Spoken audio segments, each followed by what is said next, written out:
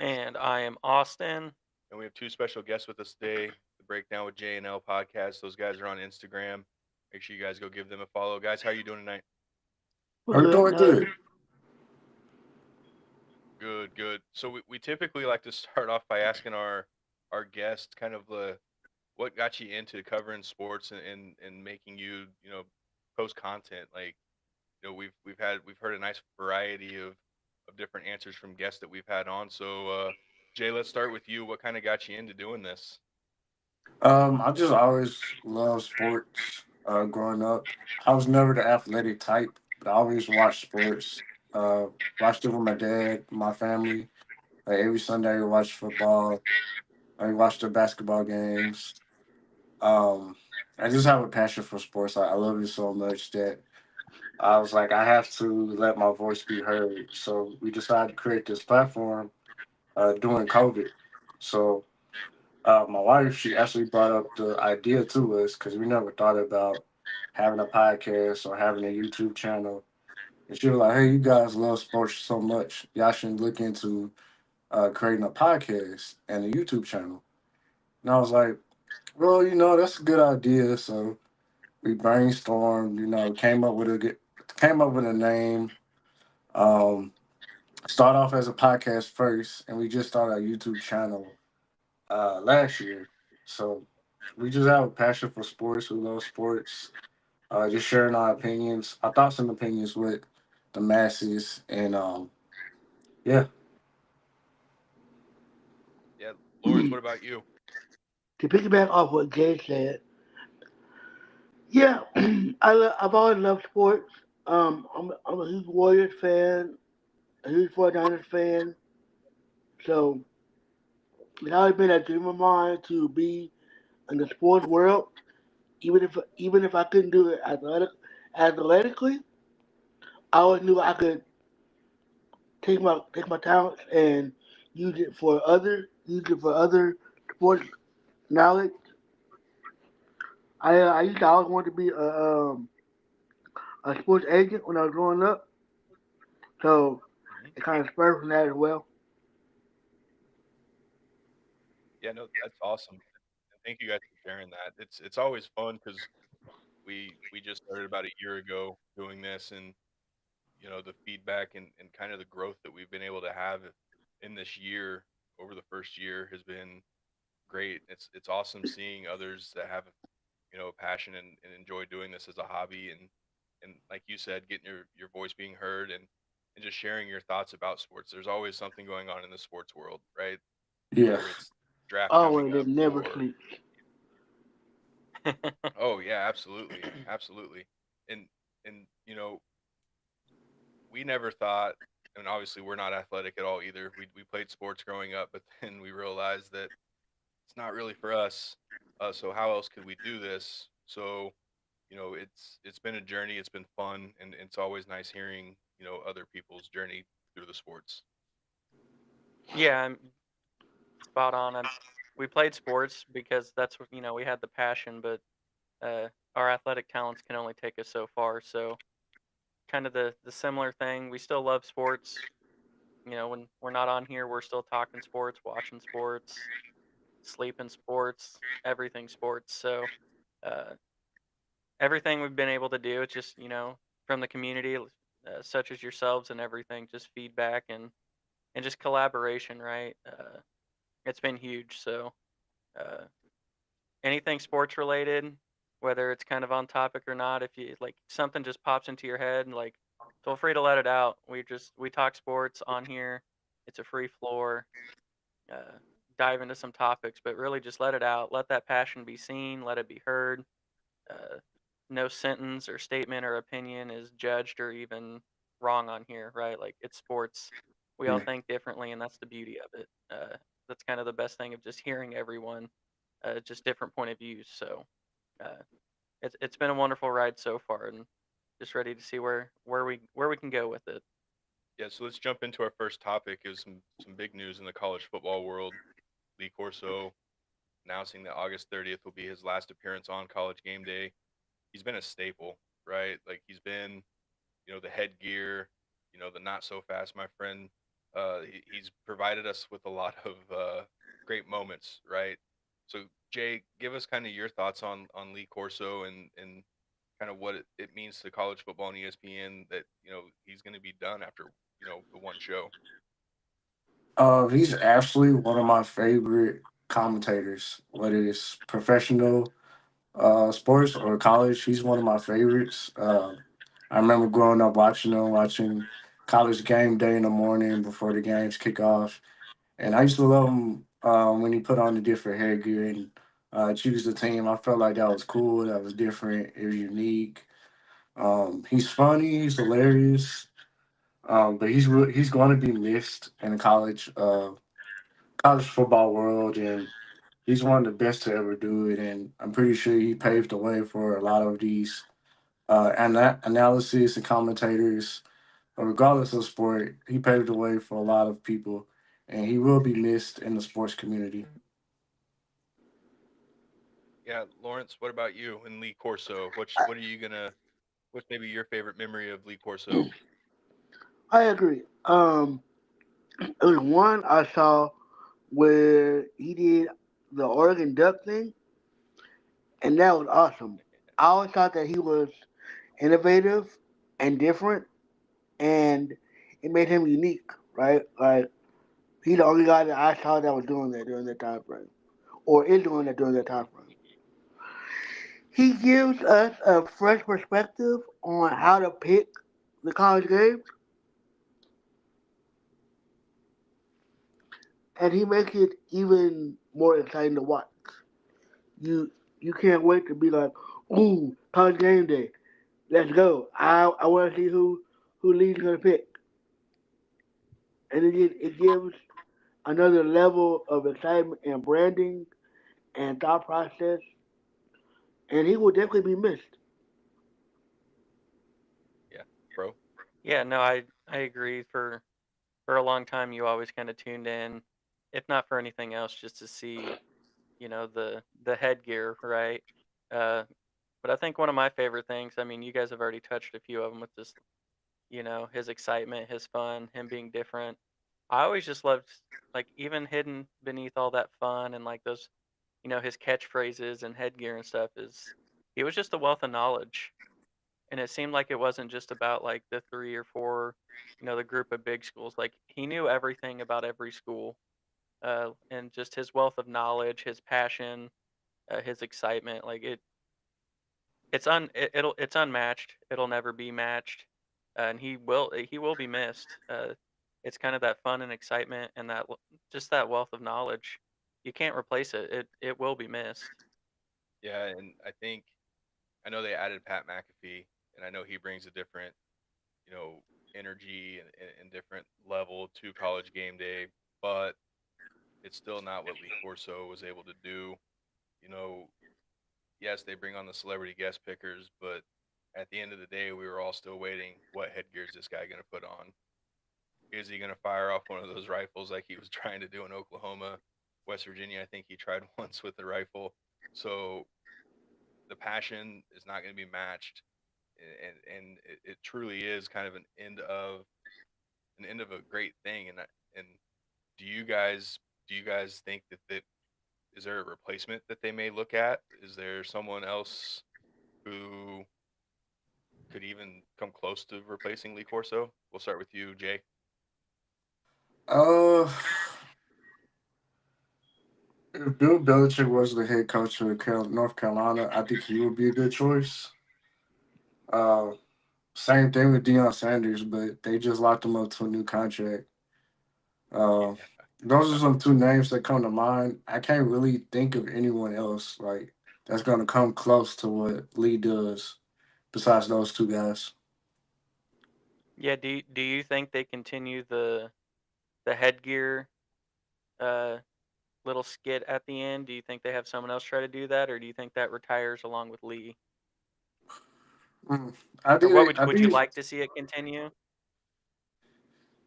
I would, but it would be the same because that's Lee's thing. That's what he does, and whoever they bring on, I like for them to come up with their own idea, their own little stick. Yeah. Yeah, and I think Nick Saban was a great addition to game day, but I don't foresee Nick. He's not going to bring I that don't. level of Yeah, excitement. I don't No, see Nick Saban wanting no, to put not at on. all. I don't see Nick wanting. It would be awesome to see Nick Saban put on a Buckeye head or dance like an Irish guy when they're with Notre Dame. But um, yeah, I like the Belichick. I think if he wasn't at North Carolina, I think his wealth of knowledge that he has for the game and what he brings to the game, I think having him and Saban together would be just a new level of college football and football in general. Uh, I do think one name stands out, and that's Peyton Manning. Um, I could see Peyton wanting Forgot to do about something like Peyton. that. I don't know if he would want to with him having Omaha Productions and doing Monday Night Football, but I think him being a character and him having a good sense of humor, I think that would fit right along with what Lee Corso brought to the show. Um, so that's a name that I wouldn't mind seeing. Yeah, I mean, I think everyone kind of, maybe not when he was playing football, but I think everyone is a fan of Peyton Manning and his personality. Uh, Obviously, wouldn't be able to replace Lee Corso, but I think from just a personality, that might be one of the closest you could get, uh, personality wise. He obviously has knowledge, but still, Lee Corso's bringing, I don't know how old he is, like 100 years worth of just college football knowledge, and that can't be replaced either. So, Yeah, and then our friend Tim answered the call, commented they should retire with him. The only person I want to see do headgear and honor would be Kirk Herbstreit or Pat McAfee. Yeah, McAfee knows how to get people riled up. I'm sure he would be pretty good at doing the headgear. Um, so anything else on Lee Corso before we kind of move on to our next topic? feels just like the end of my childhood. That's really the only comment I got, right? Like, Yeah, I don't know. It's weird. I guess we're getting to that age where, players and now coaches and analysts are just, I don't know, signaling goodbye, and Slowly going I'm away. not ready for it. Yeah. It's Anything else, you crazy to guys? me how if you look back at our childhood and you see the different career paths everybody went through, and to see how they how they're coming full circle now, I don't think they get the recognition that they deserve, but we give it to them. But Oh I yeah, think the masses should. Yeah. yeah. No, I definitely agree. And as long as we're doing shows and watching College Game Day, we'll always acknowledge Lee Corso here. So moving on, there's a big draft next week, guys. Big yes, draft. sir. Um, I know there's been a lot of talk. I think everyone's always looking at the quarterbacks first, right? They're always wanting to know because it's always the hot topic. You know, this year, obviously, the quarterbacks are a little weaker than what they were last year. Now, there's still some good Mhm. quarterbacks in here in this draft. Maybe not at the level of what we saw last year's or even the year prior. What are you guys thinking as far as like what the quarterbacks look like in this draft? And is it still a consensus that Cam Ward for you guys number one? And we'll start with Jay Uh, I think Uh, so. or Lawrence. Yeah, you go. I'll go ahead, Lawrence. I think so. To me, Cam Ward is definitely the best like improviser that you have out playing right now. Don't get me wrong, I love Shador, but I feel like because of his offensive line, he didn't really get the full experience of him really balling out like we got of a Mm, Cam. And I think Cam played probably a little bit tougher competition per se. Like yeah, Shador brought the stars out and all of that, but Cam kind of gave us a little bit more excitement on it. I feel like you kind of thought, well, how many sacks they gonna get on Shador this week? yeah, You know what I mean? I think Jackson Dart is gonna be is gonna be a heck of a player too. Like that boy was balling. oh yeah, yeah. We're big Jackson Dart fans. He was actually one of our sleeper picks not too long ago. Jay, what about you and what's your take on the quarterback class? Um, like Earl said, uh, we all know Shadur. He's the hot name. But I think Cam Ward, he's the better quarterback. He's more polished. Uh, he's more mobile, which is kind of like the theme of the NFL now. It's like mobile quarterbacks. And I feel like if he gets with the right team with a good offensive line, he'll be able to showcase those skills, be able to use his legs when need be, or to scramble outside the pocket. And he has a like a rocket of an arm. He has a good arm. He has a strong arm. So I think Tennessee they should draft him. They need a quarterback. He's definitely better than Will Levis, who'll come in and start right away. But I really love Cam Ward.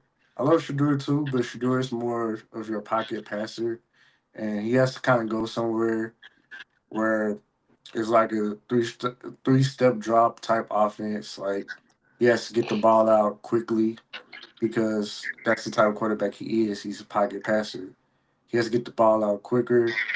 And I saw like somebody, it was some player, I forgot who it was, but they called him out about him patting the ball like once he snapped it.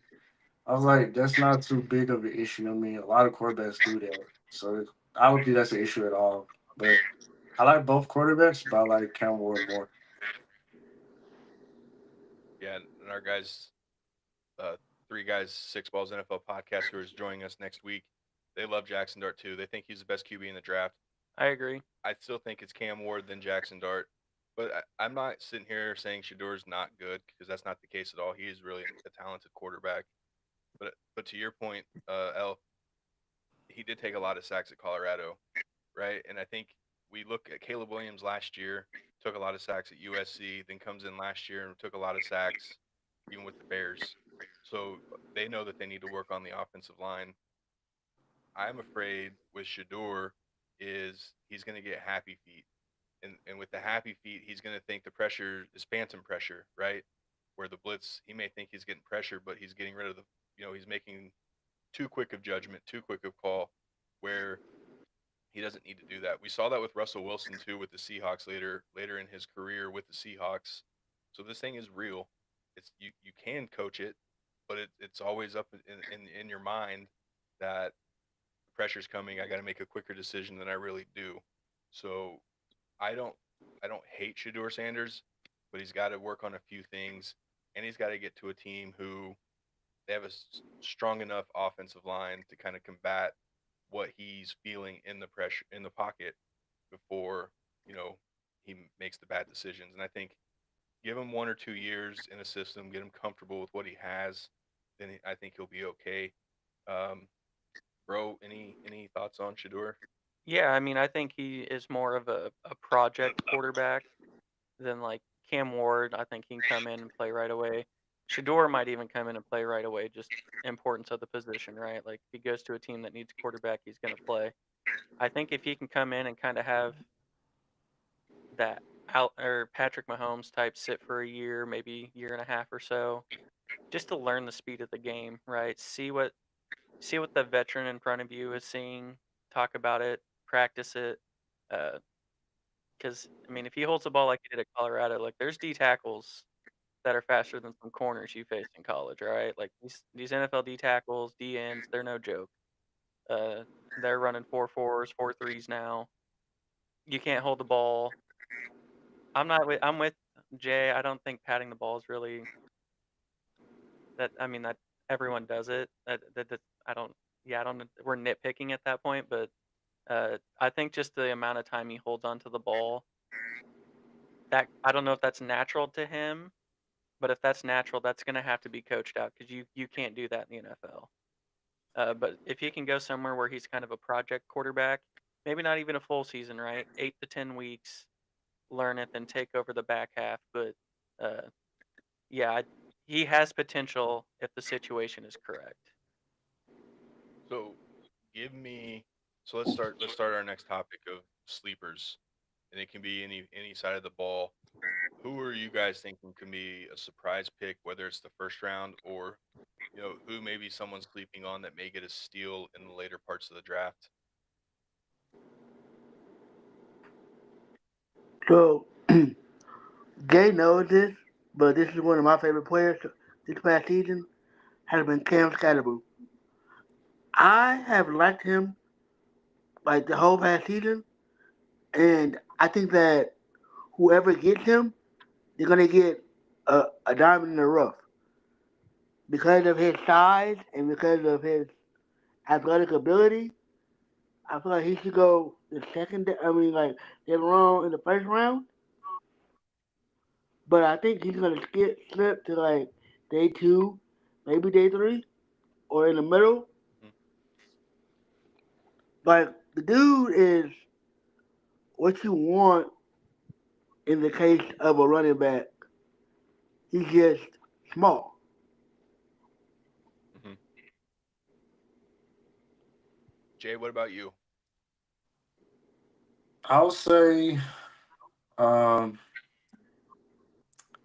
Travion Henderson, running back from Ohio State. Um, I feel like he could be a late first round pick, but he's definitely an early second round pick. And a team that needs a running back, they're going to draft him. But he's so explosive with like the ball in his hands. He's a game changer. Like once you hand him off the ball, he's gone. Like he's a home run threat every single time. So like I'm just throw a team out there. We all know the Dallas Cowboys. They need a running back. I think he would be a good fit for the Cowboys in the second round, especially if we go receiver in the first round, which I think we should do. But I like him to go to a team like that, like to Dallas. I think he'll be very explosive. Maybe like the Chargers. Chargers another good landing spot for him. Yeah, I like Travion Henderson. If and I'm a Broncos guy, so if Denver were to, not go running back with 20, I would like Henderson as a second round option myself. He'd be a great Um, fit for Denver. Yeah. he would, and you just think back to that national championship game and what he was able to do, you know, and you could even throw in his teammate Quinshon Judkins too. Both those guys I think are NFL ready, and they're ready to go. I do have a question about Cam Scatterboot. Who does he kind of remind you guys of, as far as like running the football, and does it? Do you think it will translate? Because I know he, obviously all the missed tackles in college, it could be a little different in the NFL. So, do you guys have any concerns about maybe a wear and tear on the guy like him? I think that you can use him as what is it called? A utility player, right? So you may Hmm. not put him down. You may not put him first down, like all two down. But it may be a specific package where you put him in and he does great. Hmm. Yeah, he could Yeah. be, short yardage goal line type guy. So Yeah. Yeah. Situational, yeah. situational. Yeah. Jay, do you have any thoughts on Cam Scatterbo? Yeah. I was basically gonna say the same thing. Like I think he'd be good like situation. I think he'll be good like in the goal line, short yardage, because he's so small and compact, and he took a lot of like hits over the season. So you don't want to like overuse him, and his body's not built for that. Like he's not built to be a workhorse back. Like if he goes to like somewhere like they use running back by committee, I think he'll be fine. But if he gets drafted by a team and they want him to be the workhorse, I don't think he'll last long in the NFL. Yep. Is that kind of where you're leaning? Yeah, no, I think if he goes in the right area, it would be a steal. Um, if he goes in like he goes a little too high, I'd be a little worried, just because those do typically see a little more run, a little more PT. But if he is that like third to fifth round guy, I think that is you get great value with a guy like that. Um, yeah, I like Scatty Boo. I liked watching him in college. The dude, I mean, he's a football player, right? Like that's kind of a dude you want between the sidelines for you. Like if I'm gonna go to battle, I want a guy like him. Uh, so absolutely, I'm 50-50 on how well it'll translate. But there's no doubt he's gonna come in and he's gonna do his best to at least run through walls and run through people, and I can respect that. Yeah, I think this running back class is so deep, right? That this is probably one of the deeper positions in this draft where you're going to have someone who's not going to get drafted in the first round that probably should. And I do, Travion Henderson could definitely be one of those guys. And, you know, you have Ashton Genty. He'll obviously be probably top 10.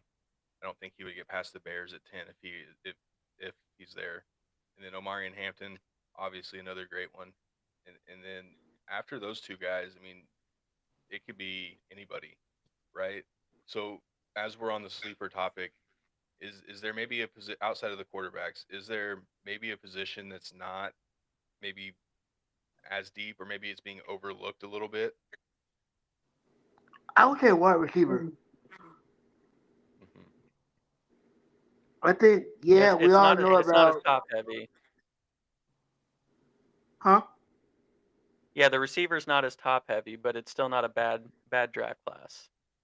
Yeah, I feel like, yeah, we know Travis Hunter, we know Luther, we know Tech, right? But you got Hmm.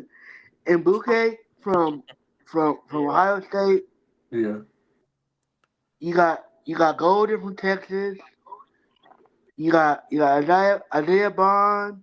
Like you got some pickups. I mean, you got some players that you can plug and play, Oh yeah, right? Like I think plug them in and play them. Get them out there, see what they can yeah, do. and I think even with this one, I think Luther Burden's kind of that fringe first round pick, right? Like I've seen some have him in the first round, some had him at 20 to Denver, but others had him slipping a little further than that. And then there was even some who had him maybe top half of the second round. And then another one, Matthew Golden, Texas. He's kind of been slipping a little bit too. He's again outside of Tet, who's obviously probably a for sure first rounder, and then Ibuka, who it's it's still out on what he's going to be, and what he turns out to be essentially. Uh, Jay, do you have any thoughts on the receiver? I think the receivers is a great group of guys, but the position I'm thinking about that's kind of not so top heavy is cornerback. Like outside of Oh Yep. yeah, Will Johnson, like who else? Like who else is like first level talent worthy, or even second round level talent ready?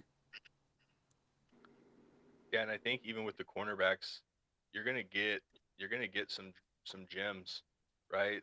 Because Will Johnson's obviously he's gonna be pretty good, and then we follow KU. Kobe Bryant's a name, Mello Dotson. Those are two corners that we've paid attention to, and I still lean Mello being a third round, and then Kobe maybe a fourth round.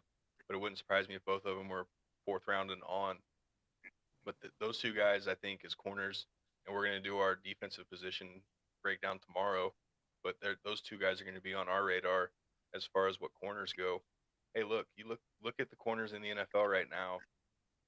Not all these guys were first round picks. Like these guys were second, third, or even beyond, and they're making a name for themselves. So it's a very, very important position in today's NFL. Um, with the way receivers are, you know, you have Tyreek Hill, Jamar Chase, Justin Jefferson, all these guys. Teams have to have more than one corner. Some even have to have more than two. I mean, if you don't have three that you're comfortable with, you might be in trouble with some of the receivers because the receivers keep getting better, and then you throw in the tight ends. Tight ends are getting way better too, and you're going to ask corners or safeties to possibly be able to cover these guys. So I like that as far as yeah, I think the corners are being overlooked, and that's actually a great point. And I know you're the defensive guy. Give us your thoughts on the corners. 'Cause I know you're a huge Will Johnson fan. Yeah, I am. I do want to make sure we don't get too far away from receivers, just because I've been beating the drum for him since even before college season ended. Trey Harris is still going to be the best receiver out of this draft. I don't know where he's going to go. I don't know who's going to get him. He's going to be the best receiver in this class. I did it when we did our offensive breakdown. Trey Harris was my number one ranked receiver. I don't care if Chiefs end up getting him like third round. I'm a Chiefs guy, Broncos guy over here, but if Chiefs get this dude in like the third round, I'm gonna run through our wall. I'm gonna be so excited. Like that's what I'm talking Y'all don't about. need No more nobody Sky else. Bears of the world.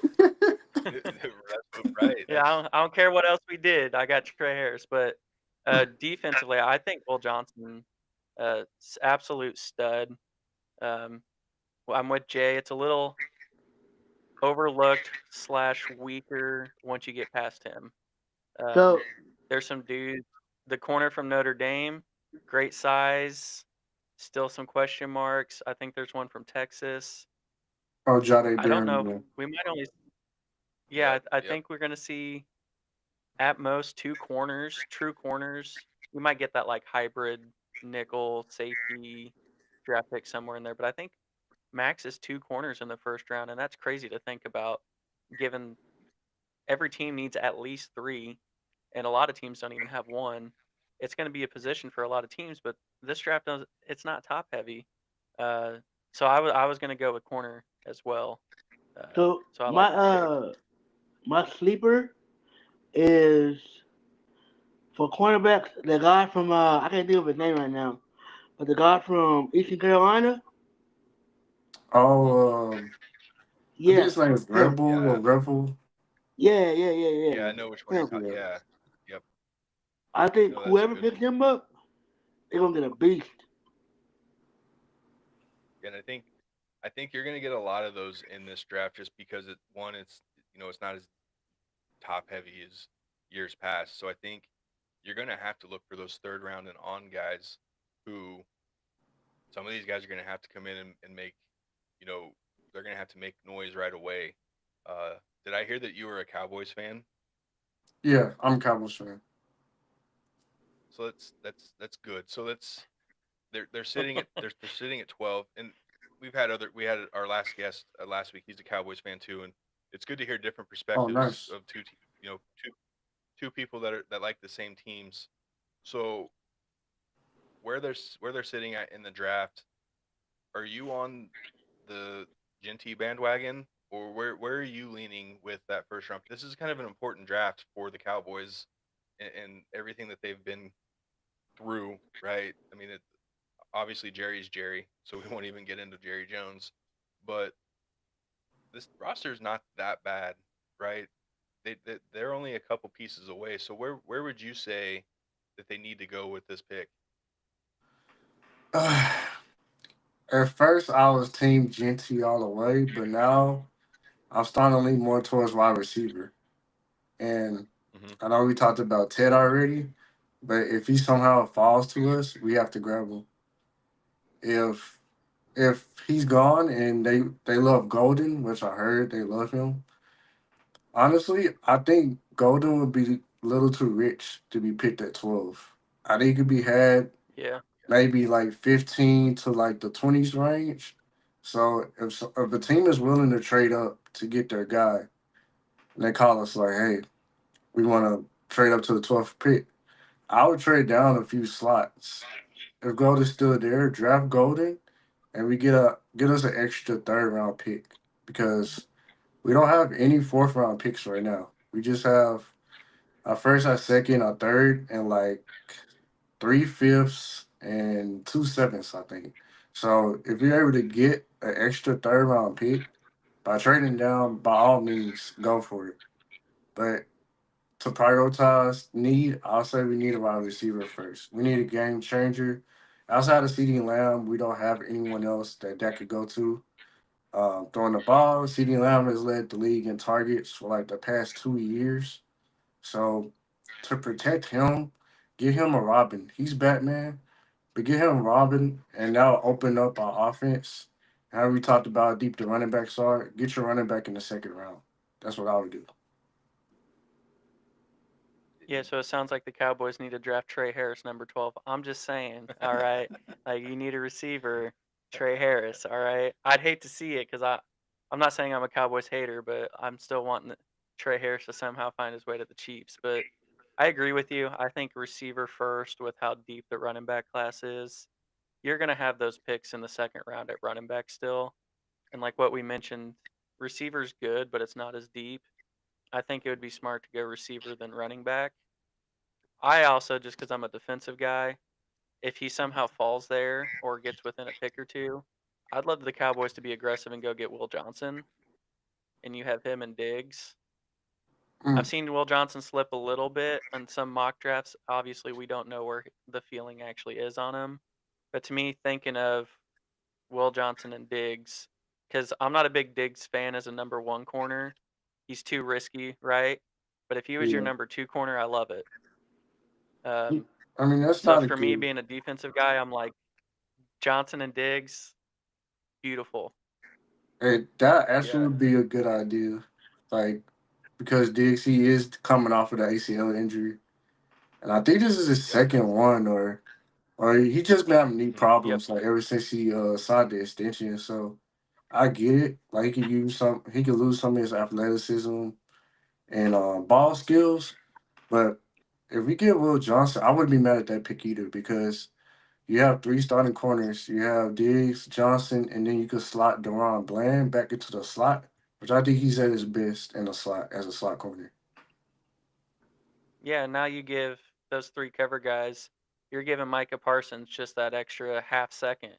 Not that he needs it, but you give someone like that just that extra half second to make a difference with your pass rush. I think you just affect all levels of your defense when you have something like that on the back end. yeah, And that'd and be nice. yeah, and then you look at your division too with the Eagles, obviously with Devontae Smith, AJ Brown, Malik Neighbors, and Darius Slayton. Darius Slayton, I guess. Uh, yes, but and then obviously the Commanders and what they've been able to do wouldn't hurt. And kind of like what we've been talking about, the running backs are so deep in this class that you don't have to. I've never been big on first round running backs to begin with. I don't think there's a Saquon Barkley in this draft. There may be some that are close, but I don't think there's Saquon Barkley. So there's no harm in taking a good a good player in a need. And I think with the Cowboys, you're not going to be that upset if Travion Harrison's there in the second round and you grab him. If that means you get Will Johnson in the first round or Tet in the first round. I mean, it's you could even find a running back in the fourth round. I can barely confidently say that there's going to be a running back there in the fourth round that's going to be able to Devin Neal. be able to make Devin Neal, and he's going to be able to make some noise. L, what do you have a team? Are you a Cowboys guy too? He's a Niner. I don't know. Oh, Niners, that's right. Forget the Cowboys. I like them. Niners. They're trash. Come on, man. So let's talk about the 49ers in real quick, and they've had kind of an interesting offseason.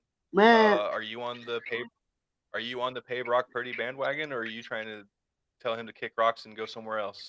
nah, pay the man. Pay him. I'm on the pay him train. Pay him because you don't want to let him walk and then you draft somebody and he don't give you what you need. So you already got a proven quarterback. Just add more pieces around him.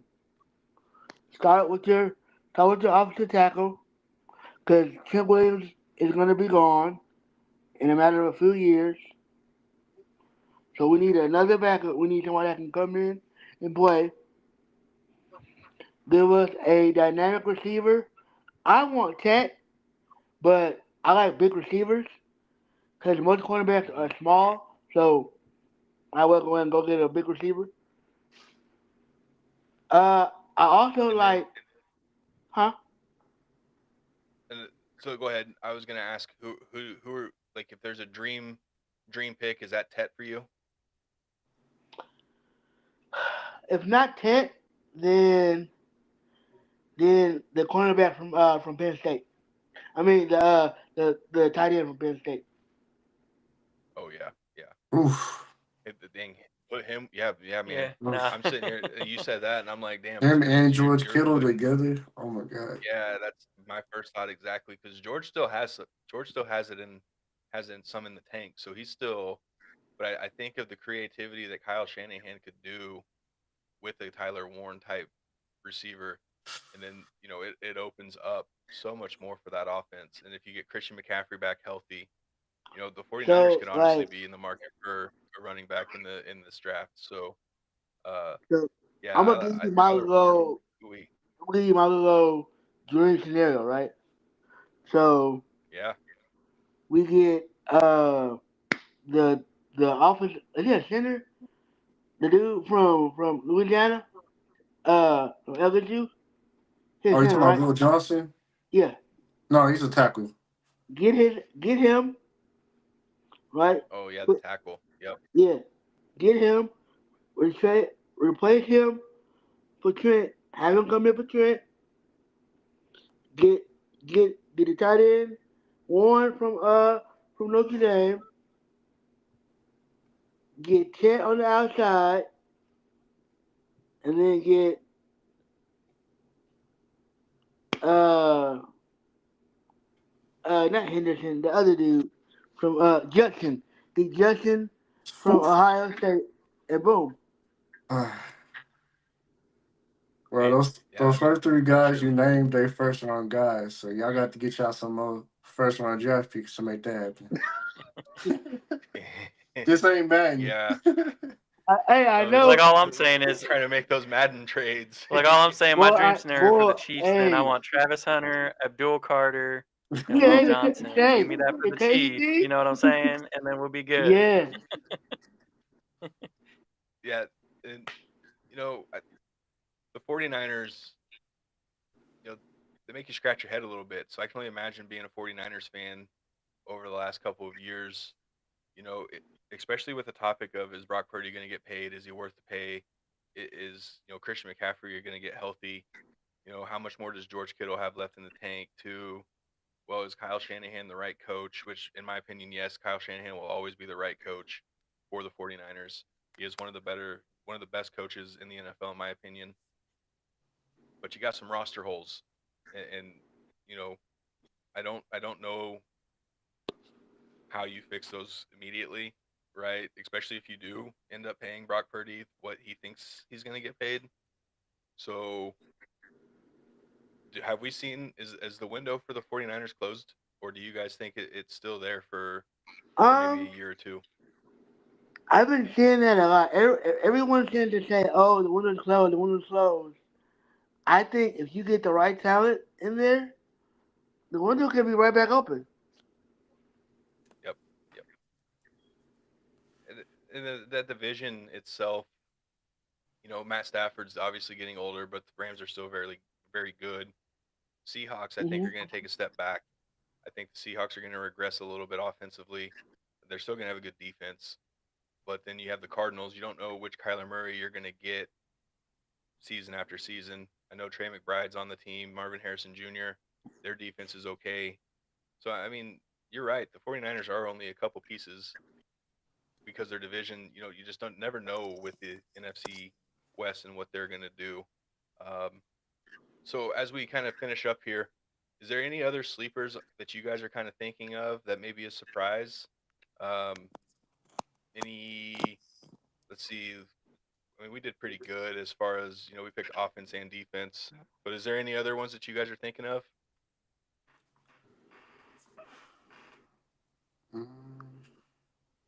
I think what's the tackle from or yeah, shit, you know the offensive line. He's from Missouri. I think he's gonna be nice. Mm. Yeah, Mimbu. Him and the the the guard from USC. I can't think of his name either. But both of them, I think both of them are gonna be like really good, solid pickups. Yeah, I like, the offensive line, I think could be another position that's kind of overlooked because after you get past those handful of tackles, there's some good interior players in this draft that I think, some of your better interior guards and centers are found in the third, fourth, fifth round. So I do like this offensive line position. There's some big guys in there, and then you look at the small school guys in this draft. As far as offensive linemen go, uh, Jay, what about you? Any last sleepers that you're thinking of? I was say the safety from Notre Dame, Xavier Watts. Yeah, I like Watts.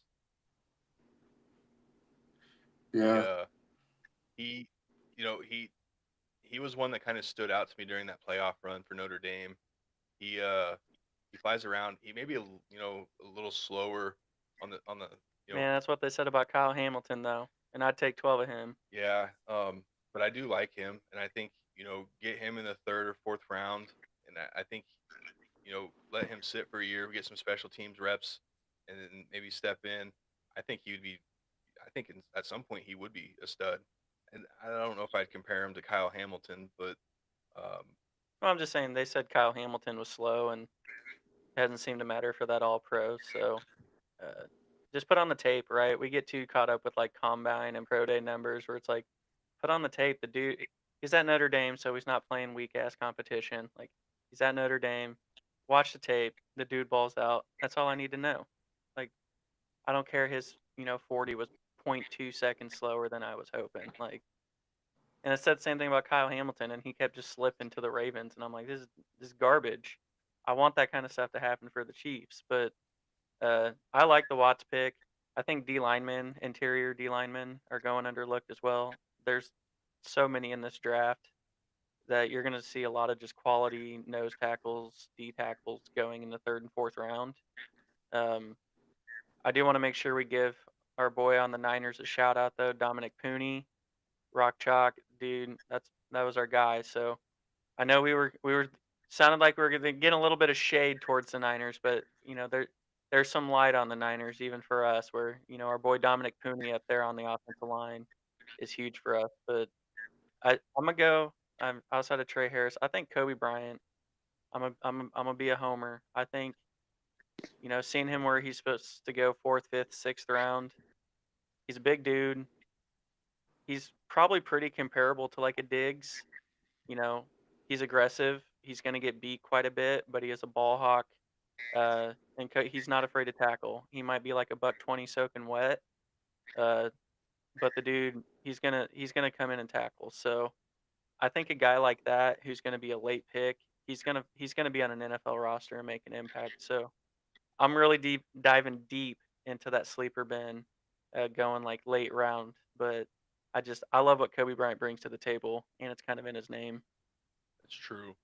All right, Jay, go ahead and lay out where we can find you guys on your socials for everyone listening. You can find us on Instagram at the Breakdown with J and L. Same thing for Twitter at the Breakdown with J and L. Also on TikTok at the Breakdown with J and L. Perfect, and we'll put that on our tag when we put this video up later on. I do want to thank you guys for taking time out of your evening to come on with us. It's been fun. Even again, we enjoy seeing perspectives of other people with sports, and especially with the NFL. And it's not always about the Chiefs and Broncos. We love having Cowboys and 49ers people on here as well to kind of get perspective of yeah, we have opinions on the Cowboys and 49ers because we follow football enough, but it's again fans who that you guys pay a lot of attention to that. So go find these guys on Instagram. They put out really good content. I really enjoy seeing your guys' post. That made me want to reach out to you guys, get you on here. Um, we will be back on tomorrow night. We're doing a draft episode, defensive positions, kind of like what we did earlier this week with our offensive positions. And we're still playing around with new software, so hopefully it doesn't boot us off while we're trying to do that episode tomorrow night. So for everyone listening, thank you. Thank you for the guys in the comments. We really appreciate that. And we'll see you guys tomorrow night. We appreciate you for having us.